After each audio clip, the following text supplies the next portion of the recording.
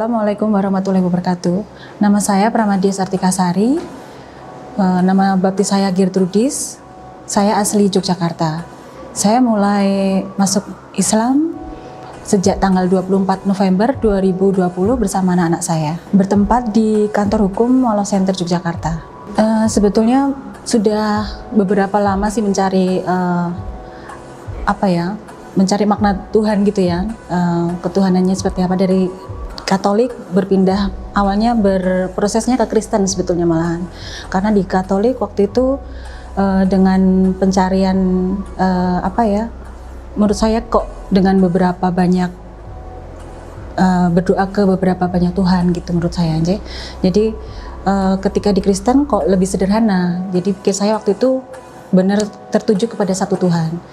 Nah itu pun sudah saya sampaikan awalnya ke papa anak-anak waktu itu ketika anak saya yang pertama itu umur 3 tahun, dan waktu itu pun sebetulnya terdapat perlawanan yang besar, baik dari pihak suami waktu itu juga dari keluarga besar. Tapi terus karena ada suatu kompromi di situ, karena memang kami pikir itu masih satu Tuhan sih. Jadi saya kembali ke Katolik dan dia mulai meninggalkan hal-hal kejawennya. Jadi karena memang papa anak-anak ini basic dari ada keturunan gitu, jadi kejawennya memang agak tinggi gitu. Jadi saya meninggalkan iman Kristen saya waktu itu dan bapaknya ini kembali ke meninggalkan klinik-kliniknya gitu. Dan berjalan dengan waktu, akhirnya ada pandemi segala macam. Nah ini mulai mengurangi kegiatan-kegiatan tatap muka begitu ya. Jadi ini yang mulai tidak intens untuk pergi ke gereja, aktivitas-aktivitas core yang selama ini aktif saya ikuti. Ini lalu mulai beralihnya ke kegiatan yang jatuhnya ke medsos begitu. Nah ada suatu komunitas di tempat di mana saya komunitas bernyanyi seperti itu yang secara medsos begitu. Kami saling sharing begitu. Ada beberapa teman Islam yang menurut saya waktu itu berteman dengan beberapa teman Islam, tapi kadang tidak menyentuh di obrolan tentang iman Jadi hanya sekedar ya sudah berteman, kamu Islam saya Katolik ya sudah, tapi tidak saling menyentuh di bagian sensitif itu ya. Nah itu terus waktu itu di komunitas ini justru mereka ini yang beberapa teman ini menyatakan bahwa kami pun memuliakan Isa, yang saat itu menjadi suatu keyakinan saya bahwa Yesus itu Tuhan saya. Waktu itu benar-benar saya imani, waktu itu benar-benar saya kagumi begitu. Jadi ketika ada seorang Muslim yang mau memuliakan Tuhan saya, waktu itu saya tidak lalu menjadi terintimidasi begitu Jadi mulai nyaman berbicara, lalu ada suatu kenyamanan untuk saling menceritakan, dan teman-teman saya ini tidak lalu seperti menyudutkan keimanan saya. Jadi justru malah dia menanyakan beberapa hal di keimanan saya waktu yang lama, dan ini malah justru mengajak saya untuk kritis berpikir begitu. Siapa Yesus itu? Mengapa kamu mengimani Maria? Segala macam sekali itu. Nah ini yang mulai menjadi waktu itu, karena ternyata apa yang saya imani itu hanya sekedar saya imani begitu tadi, tapi tidak berdasarkan hal-hal yang ada dalilnya begitu karena teman saya ini karena sangat apa-apa harus beriman itu harus ada dasarnya. Ketika tidak ada dasarnya itu sebetulnya itu hanya doktrin gitu, hanya sekedar masukan-masukan yang tidak secara iman itu tidak bisa dipertanggungjawabkan, intinya begitu. Nah lalu di satu titik di mana saya mulai bertanya kepada mereka ini, dosa apa sih yang sebenarnya yang tidak bisa dimaafkan, intinya gitu. Dari keseluruhan dosa-dosa besar ini apa kira-kira yang tidak bisa dimaafkan lah, tanpa di luar dugaan saya, teman ini mengatakan bahwa menyekutukan Tuhan. Nah ini untuk saya sendiri waktu itu tidak paham gitu. Menyekutukan tahu artinya itu menduakan, tapi kok menyekutukan Tuhan, padahal yang seperti apa ini maksudnya gitu. Nah, tapi beliaunya ini tanpa menyentuh keimanan saya dengan Trinitas saya itu belum menyentuh gitu. Jadi intinya hanya membutuhkan Tuhan ini, tapi menjadikan saya berpikir, menjadikan saya lalu apakah saya ini memang benar-benar sudah di keimanan yang benar begitu. Lalu akhirnya suatu saat kami mulai meruncing di dasar iman itu tadi, bahwa sebenarnya siapakah yang kamu imani itu, siapa Yesus itu, apa Trinitas itu, coba dijelaskan. Nah ini yang benar-benar bikin saya ambiar lah, ini dasar imannya itu benar-benar yang Trinitas, ketika saya memang mengimani Trinitas, tapi ketika saya mengutarakan kesusahan saya. Apa ini Trinitas itu benar-benar saya kesusahan. Lalu malah seperti saya berdongeng gitu, yang Allah Bapa mengirimkan putranya, wah ini sepertinya kok di dalam kitab suci pun tidak ada seperti itu. Jadi saya benar-benar ketika iman saya ini ambil, saya benar-benar yang kehilangan sosok pegangan je. Ketika Yesus ini bukan lagi Tuhan seperti yang saya imani, lalu siapa, harus beriman pada siapa saya? Dan teman ini memberikan saya surat Al-Ikhlas. Di situ yang benar-benar wow, ini benar-benar untuk saya mengena sekali, ketika Tuhan itu satu, tidak beranak dan tidak diperanakkan. Ini benar-benar untuk saya benar-benar wah, suatu hantaman besar, ini suatu membuka ini saya benar-benar. Tapi di situ saya goyah ya, mau lari kemana gitu, mau ke orang tua nggak mungkin, ke saudara, teman. Jadi benar-benar ini kan suatu hal yang tidak main-main untuk diceritakan gitu. Nanti takutnya malah menjadi suatu polemik gitu ya, takutnya begitu. Lalu saya mulai tambah intens berdiskusi, lalu diberikan link-link ustadz-ustadz yang solid ya, dari ininya Zakir Naik, lalu Ustadz Hadi Hidayat, segala macam itu mulai membuka cakrawala saya. Lalu mulai oh ya sudah, kalau memang Tuhan ini yang saya imani waktu itu, Yesus itu bukan Tuhan, dia memang manusia, lalu Tuhan yang mana yang saya harus imani? Saya tidak mau ketika ini bukan Tuhan yang benar, tapi tidak lalu menjadikan Allah ini pelarian saya gitu. Saya harus benar-benar nanti meyakini ketika saya nanti masuk Muslim, benar-benar ini apa yang saya pegang nantinya, bukan lalu jadi suatu permainan gitu. Nanti karena imbasnya pun akan luas ya, di keseluruhan aspek hidup saya itu pasti akan luas gitu. Setelah saya benar-benar mantap di Islam ini, lalu saya sadar pasti kalau nanti yang akan saya hadapi ini pasti besar aja. Perpisahan itu menjadi suatu ancaman pasti di depan itu, karena waktu saya mengutarakan kekristen itu pun diajak berpisah dengan papa anak-anak. Jadi waktu itu saya betul-betul yang ketika nanti ujungnya perpisahan, saya nggak ingin kehilangan anak-anak saya. Dalam arti saya secara dunia akhirat pun juga tidak ingin melepaskan anak-anak saya. Mana mungkin akan membiarkan anak-anaknya terlepas begitu aja.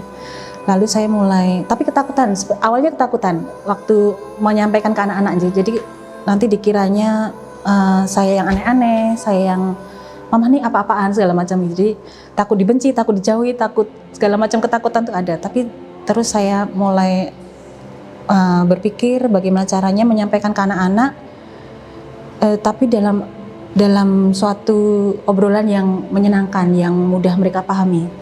Lalu saya mulai dengan anak yang terbesar, karena waktu itu saya setengahnya seperti mendoktrin anak saya itu terlalu terlalu dalam di Kristen ya. Jadi intinya Yesus itu tiket emas kita ke surga segala macam, itu benar-benar saya masukkan ke pribadi anak saya yang besar ini.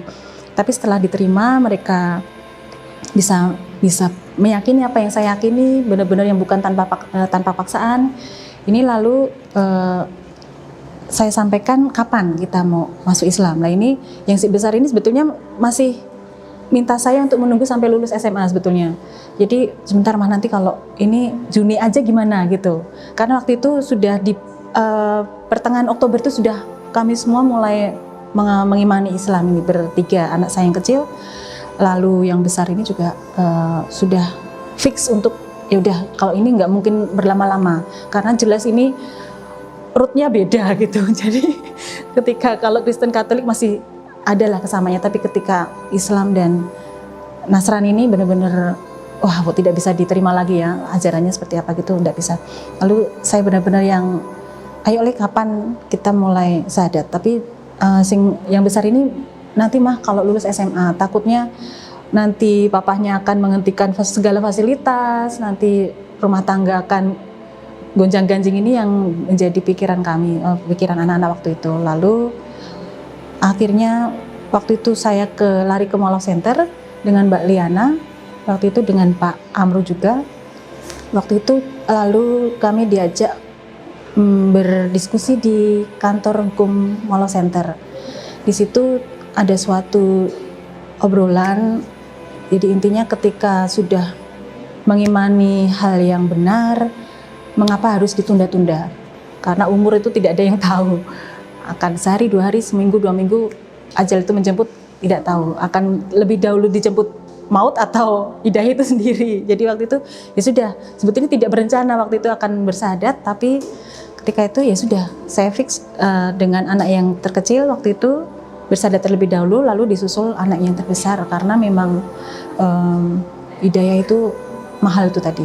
Karena waktu itu juga sudah mendekati Natal, jadi ini saya tidak mau yang akan berlama-lama membiarkan apa ya seakan-akan berpura-pura gitu. Saya tidak bisa lagi menutupi kepura-puraan saya gitu. Setelah setelah bersyahadat dengan anak-anak, lalu pasti harus mengemukakan ke papa anak-anak juga ini, ke suami waktu itu. Jadi memang cepat lambat pasti akan harus dihadapi itu pasti. Jadi saya mulai menyampaikan ke papa anak-anak bahwa kami semua sudah bersyahadat. Itu lalu sebetulnya di awal ini baik-baik saja gitu ya. Tapi memang lalu banyak pihak yang lalu mencampuri, mempengaruhi keputusan-keputusan dari papa anak-anak, lalu membuat situasi kami ini terpojok, menjadi semakin terpojok. Tapi dari Mall of Center sendiri memberikan bantuan advokasi hukum. Jadi ini tanpa mengeluarkan 1% pun membantu kami 100% di sisi hukum. Ini yang lalu berjalan beberapa bulan kami jalani dengan anak-anak waktu itu didampingi Mbak Liana juga, Pak Amru dan tim advokasi dan barusan beberapa bulan yang lalu selesai kasus kami itu. Menurut saya ketika iman itu sebetulnya memang harus menjadi dasar hidup kita aja. Jadi apapun keadaan kita, apapun nanti ke depannya. Jadi saya ini termasuk orang yang overthinking sebetulnya. Dengan background saya ibu rumah tangga tanpa berbekal titel pendidikan, ini menjadi sebetulnya di awal tuh sudah menjadi suatu ketakutan saya. Ketika nanti saya bersyahadat, mempunyai iman Islam dengan anak-anak ini sebetulnya memang menjadi wow, nanti kalau saya berpisah dengan suami, apa ini yang menjadi pegangan saya secara finansial aja.